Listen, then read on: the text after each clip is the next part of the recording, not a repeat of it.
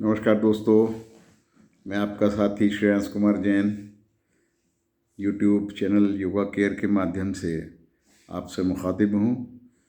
कुछ विचार लेके अच्छे लगें तो लाइक करिए और अपने चाहने वाले को भेजना चाहते हैं तो शेयर भी कर सकते हैं, या बहुत अच्छे लगे तो आप अपने स्टोर में रख सकते हैं उनको।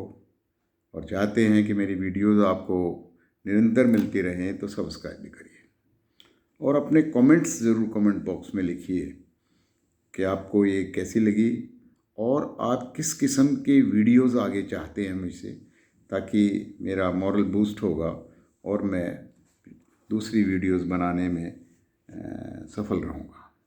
तो आज बात करते हैं आनंद के ऊपर। आनंद, परमानंद। हर व्यक्ति आनंद चाहता है, लेकिन उसका दृष्टिकोण आनंद परमानंद के बारे में क्या है उस पर विचार करते हैं। संसार में जितनी वस्तुएं हैं उनका विपरीत है, कॉम्प्लीमेंट है एक दूसरे का। सुख का विपरीत दुख है, प्रसन्नता का विपरीत उदासी है, लेकिन आनंद का विपरीत शब्द तो है ही नहीं। जीवन में जहाँ सुख है वहाँ दुख भी है। जीवन रूपी गाड़ी के दो पहिए हैं, एक भी अगर ना हो तो गाड़ी सुचारू रूप से नहीं चल सकती। सुख के बाद दुख आता है और दुख के बाद सुख आता है, लेकिन विडंबना यह है कि व्यक्ति दुख में घबराता है और सुख में इतराता है, जबकि हम जानते हैं कि हमें दोनों जो भी उपलब्ध होंगे हमें भुगतने पड़ेंगे, लेकिन फिर भी आदमी स्वभाव से विवश है। कहा भी है किसी ने, बहुत सुंदर है, दुख भी मानव की संपत्ति है तो क्यों दुख से घबराता है। दुख भी मानव की संपत्ति है तो क्यों दुख से घबराता है। दुख आया है तो जाएगा और सुख आया है तो जाएगा। सुख जाएगा तो दुख देकर और दुख जाएगा तो सुख देकर। सुख देकर जाने वाले से मानव तू क्यों भय खाता है। दुख भी मानव की संपत्ति है तो क्यों दुख से घबराता है। सुख में है व्यसन प्रमाद भरे। व्यसन कहते हैं बुरी आत्माओं को और प्रमाद कहते हैं आलस को। सुख में है व्यसन प्रमाद भरे, दुख में पुरुषार्थ चमकता है। दुख की ज्वाला में पड़कर ही कुंदन सा तेज दमकता है। सुख में सब भूले रहते हैं, दुख सबकी याद दिलाता है। दुख भी मानव की संपत्ति है तो क्यों दुख से घबराता है। फिर है दुख के सन्मुख जो सिर उठे, उनको इतिहास न जान सका। जो दुख में कर्मठ धीर रहे, उनको ही जग पहचान सका। दुख एक कसौटी है जिस पर मानव को परखा जाता है। दुख भी मानव की संपत्ति है तो क्यों दुख से घबराता है। और अंत में है सुख संध्या का वे लाल क्षितिज, जिसके पश्चात अंधेरा है। दुख प्रातकाल का अंधियारा, जिसके पश्चात सवेरा है। दुख का अभ्यासी मानव ही सुख पर अधिकार जमाता है। दुख भी मानव की संपत्ति है तो क्यों दुख से घबराता है। तो मित्रों, सुख अलग है और आनंद अलग है। सुख सांसारिक वस्तुओं में है। हमारी लॉटरी लग गई, हमें सुख मिला, हम प्रसन्न हो गए। हमारी कोठी बन गई, हम सुख हो गए। हमारे बच्चे कहीं इंटरव्यू में पास हो गए, कहीं कॉम्पिटिटिव एग्ज़ाम में चले गए, हमें प्रसन्नता हुई।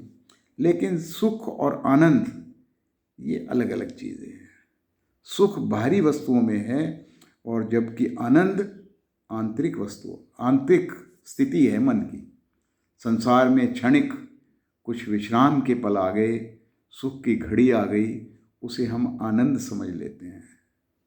मन की इच्छाएं पूरी हो गई, इसे हम आनंद का नाम दे दिया करते हैं। मगर मित्रों, छोटे छोटे सुखों को पाना वास्तविक आनंद नहीं है। एग्ज़ाम में फर्स्ट में पास हो गए, अच्छी सी नौकरी मिल गई, ये क्षणिक सुख की अनुभूति है। क्षणिक सुख के आनंद के क्षणिक सुख के अनुभूति के साधन हो सकते हैं ये, लेकिन आनंद का आभास नहीं दे सकते। जो क्षणिक है, कुछ समय के लिए है, कभी भी दुख में परिवर्तित हो सकता है, वह आनंद नहीं हो सकता। आनंद तो स्थिर होता है। मन के स्तर पर अनुभूति आनंद से हो सकती है। सुख आ जा सकता है, लेकिन आनंद एक स्थिर एहसास का नाम है। सुख आज नहीं तो कल दुख में परिवर्तित होगा, जबकि आनंद की अनुभूति कभी भी धूमिल नहीं हो सकती।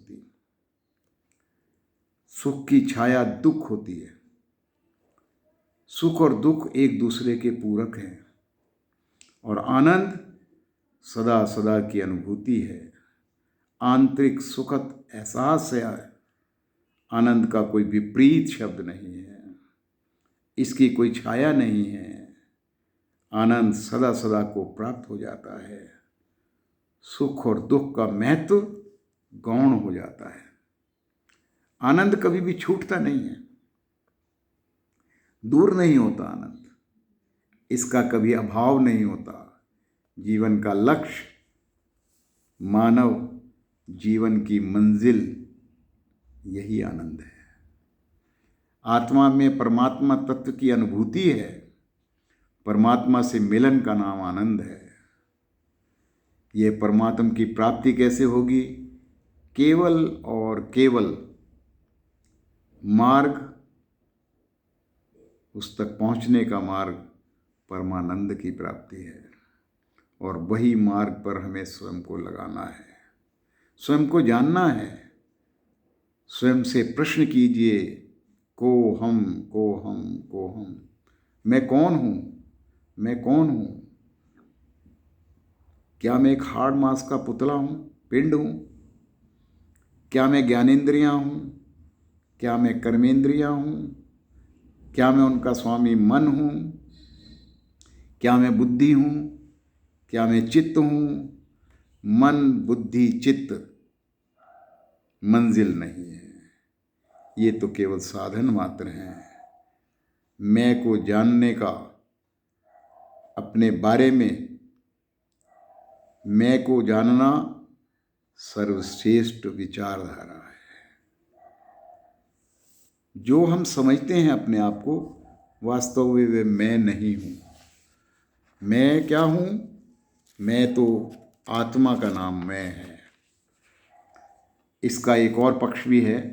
आपका अपना कुछ भी नहीं है। जन्म दूसरे ने दिया, नाम दूसरे ने दिया।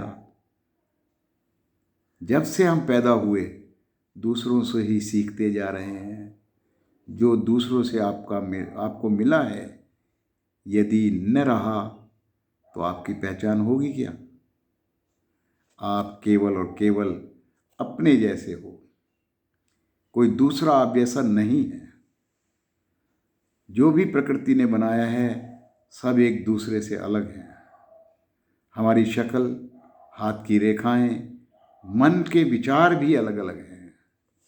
फिर आपका चरित्र भी अलग है, जो आप हैं और जो दूसरे को दिखाना चाहते हैं। और तीसरा वह है, जो आप हैं, आपको उसका पता ही नहीं है कि आप क्या हैं। इस असली रूप को, स्वरूप को खोजना कि मेरा स्वरूप क्या है, ये वास्तव में आनंदी तो है, लेकिन आप बाहरी परतों में दबकर रह गए हैं। हमारा जो स्वरूप है, उसे बाहर से नहीं लाना है। केवल मात्र धारणाओं में हम दबकर रह गए हैं। इन धारणाओं से, मिथ्या दर्शन से दूर जाना होगा, इन्हें हटाना होगा। बाहरी ज्ञान कृत्रिम ज्ञान है, इसे अंतर से जानना होगा। किसी बड़े धर्मगुरु की शिक्षा या धर्म ग्रंथ की विद्या असली ज्ञान की अनुभूति तब तक नहीं होगी जब तक हम इसे जान नहीं लेंगे। आप स्वयं को जानते ही नहीं। आप तो स्वयं चैतन्य स्वरूप, शुद्ध चैतन्य रूप हैं, शाश्वत हैं, अनादि हैं। न आपका कभी अंत हुआ है, न आप आदि हैं। आप सदा से हैं और सदा तक भी रहेंगे। आप केवल और केवल आत्मा हैं और यही आपका स्वरूप है। आत्मा केवल देखने और जानने वाला है, जबकि अन्य सब कुछ, शरीर, मन, इंद्रियां, बुद्धि, चित्त, सब कुछ नश्वर है, नाशवान है, समाप्त होने वाला है। गर्मी, सर्दी, भूख, प्यास, सुख, दुख, ऊंच नीच, यश अपयश, ये इसके स्वभाव है, इसके गुण दोष हैं ये। जबकि आत्मा का कोई गुण नहीं है, कोई दोष नहीं है। आत्मा तो केवल और केवल ज्ञाता दृष्टा है। जिस दिन ये समझ में आ गया, वही आनंद का लम्हा होगा, आनंद के क्षण होंगे और आपको आनंद की अनुभूति होगी। ये परमानंद की स्थिति है। इसे जानना, पहचानना बहुत आवश्यक है। एक बार जान गए तो सदा सदा को आनंदित हो जाएंगे, आनंदित हो जाएंगे। आज बस इतना ही। आपका बहुत बहुत धन्यवाद। Thank you.